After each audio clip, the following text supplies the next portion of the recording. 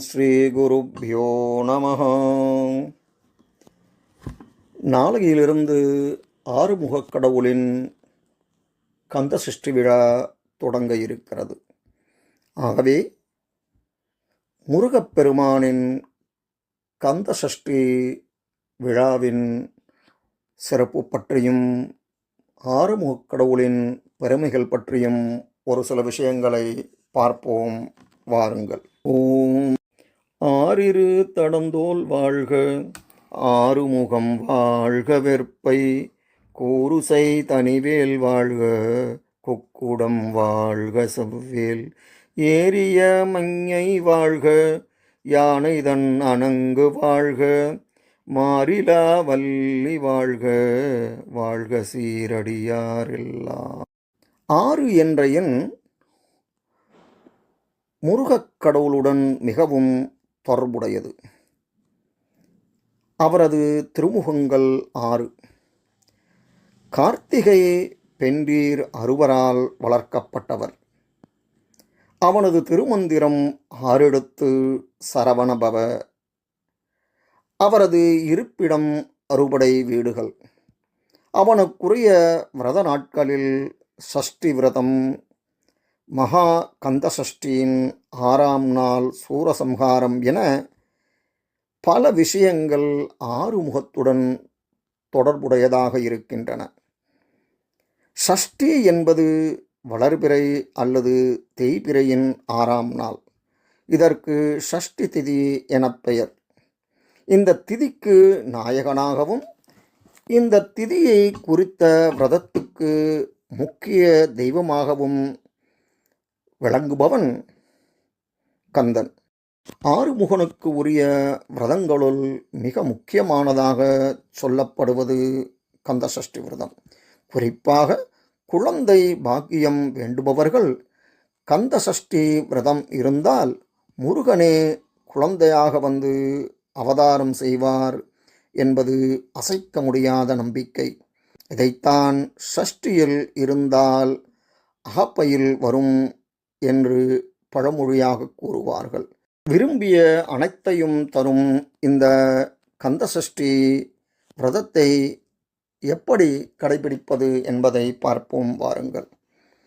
கந்த சஷ்டி தினம் முதல் சூரசம்ஹாரம் வரை மிக எளிமையான சைவ உணவினை குறைந்த அளவில் உட்கொண்டு எப்போதும் முருகப்பெருமானின் சிந்தனையிலேயே விரதம் இருங்கள். சூரசம்ஹார தினத்தன்று அதிகாலையில் எழுந்து நீராடிவிட்டு அவரவர் வழக்கப்படி நெற்றிக்கு விபூதி, சந்தனம், குங்குமம் இட்டுக்கொள்ளுங்கள். பூஜை அறையில் வழக்கமான இடத்தில் திருவிளக்கினை ஏற்றி குல தெய்வத்தை மனதார வழிபடுங்கள். பிறகு சஷ்டி விரதம் இருந்ததன் பலன் கிட்ட அருள வேண்டும் என்று விநாயகரையும், அடுத்து உங்கள் வீட்டில் உள்ள முருகப்பெருமானின் படம் அல்லது சிறிய முருகன் விக்கிரகத்தினை எடுத்து கையிலே வைத்துக்கொண்டு ஆறுமுகப்பெருமானை அகமொன்றி கும்பிட்டு அன்போடு எழுந்தருள வேண்டுங்கள். பின் உங்கள் வசதிக்கு ஏற்றபடி சந்தனம், மஞ்சள், குங்குமம், ஜவ்வாது போன்றவற்றால் முருகனின் படம் அல்லது விக்கிரகத்திற்கு பொட்டு வைத்து பூயிட்டு அலங்கரியுங்கள். பூஜைக்குரிய இடத்தில் கோலமிட்டு அதன் மீது முருகனின் விக்கிரகம் அல்லது படத்தினை வைத்து தீபம் ஒன்றினை ஏற்றுங்கள். ஊதுபத்தி, சாம்பிராணி போன்றவற்றை வைத்து நறுமணம் கமலச் செய்யுங்கள்.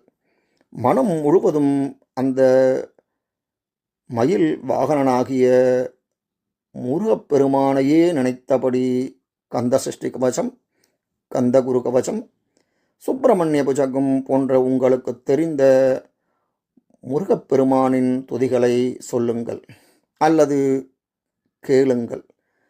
மேலும் கந்தாசரணம், முருகாசரணம், கார்த்திகை பாலா சரணம் என்று உங்களுக்கு தெரிந்த முருகனுடைய நாமங்களை சொல்லுங்கள். நிறைவாக தீபாராதனை காட்டிய பின் இயன்ற நிவேதனம் செய்யுங்கள். பாலும் பழமும் இருந்தாலும் போதும். எளியோர்க்கும் எளியவனான அந்த முருகக் கடவுள் அன்போடு அளிப்பதை ஏற்றருள்வான். ஆனால் முழு மனதோடு எதை செய்தாலும் செய்ய வேண்டும். அன்று மாலை பக்கத்தில் உள்ள முருகன் கோயிலுக்கு போய் தரிசனம் செய்து விரதத்தினை நிறைவு செய்யுங்கள். முருகப்பெருமானின் அருளால் மனப்பேறு, மகப்பேறு, நல்வாழ்வு, ஆரோக்கியம், ஆயுள், புகழ், செல்வம் என்று நீங்கள் வேண்டிய யாவும் முருகப்பெருமானின் அருளால் கைகூடும்.